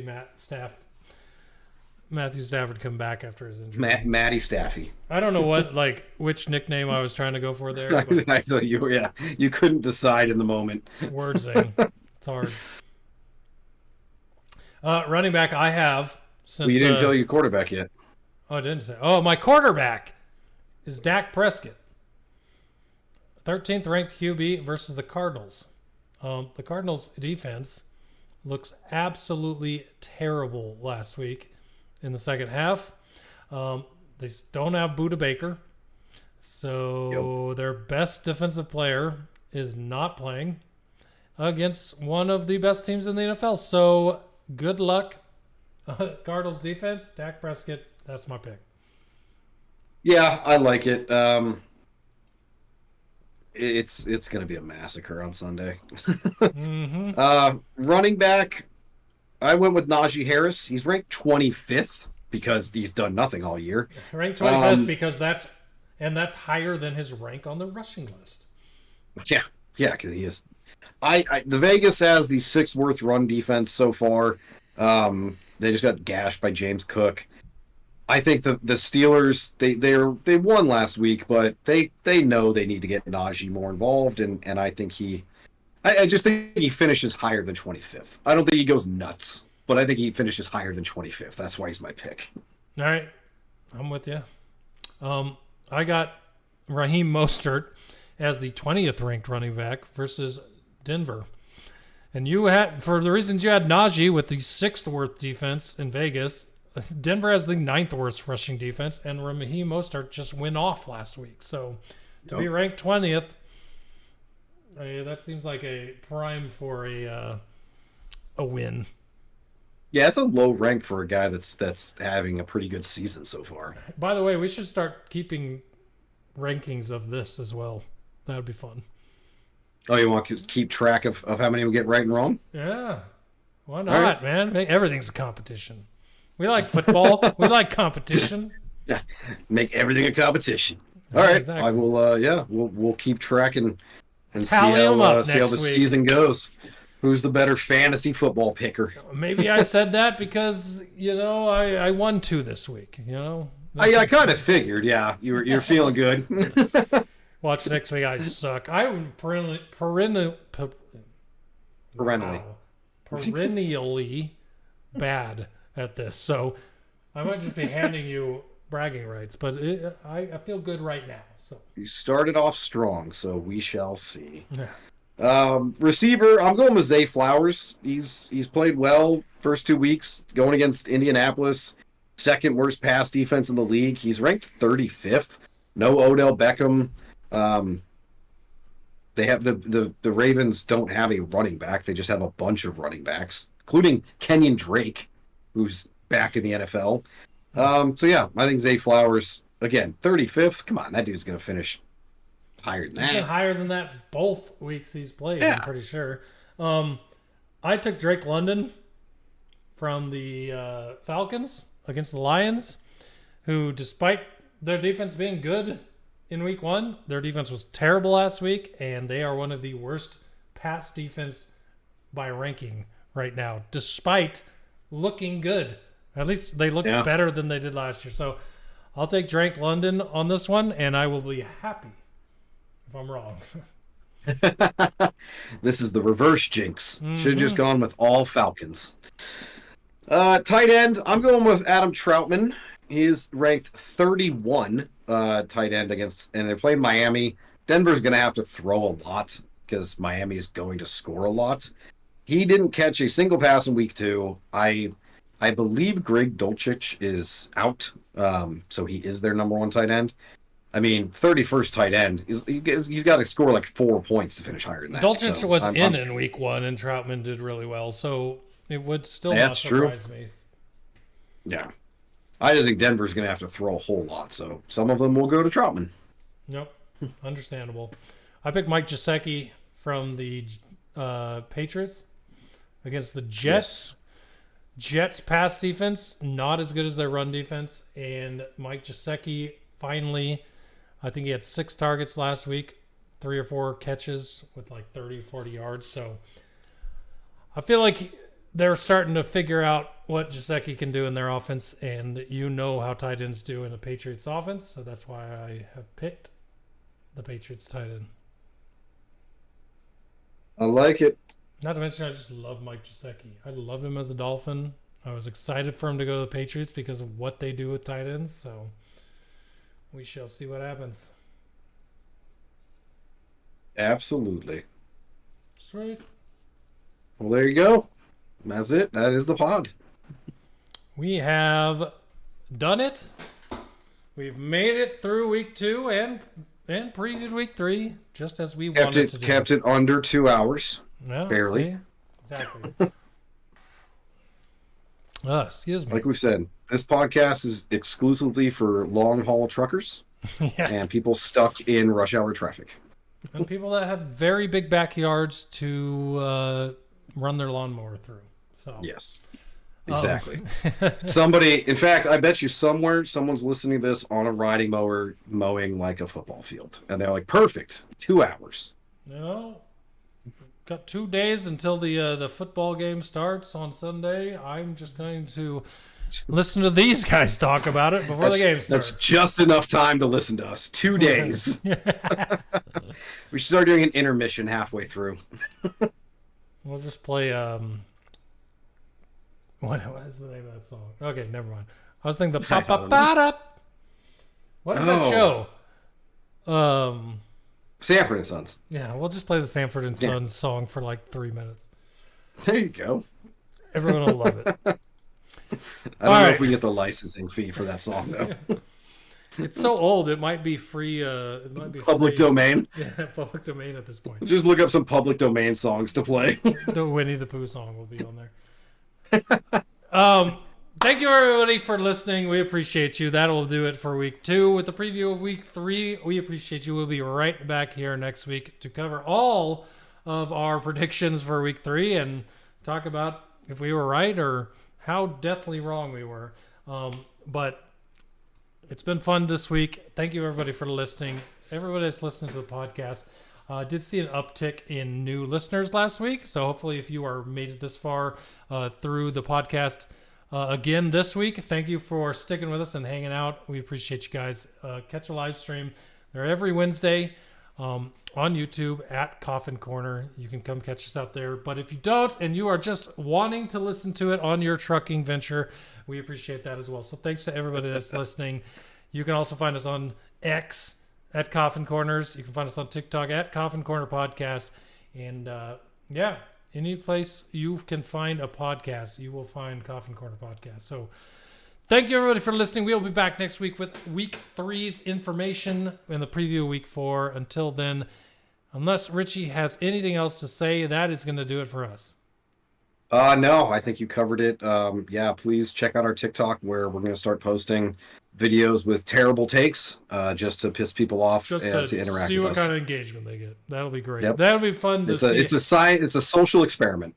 Yes, come join the social experiment on TikTok. Coffin Corner Podcast. It'll be great. Until then, thank you everybody for being here. We appreciate you. You guys are awesome. And we will see you next week on episode 11. Bye, everyone.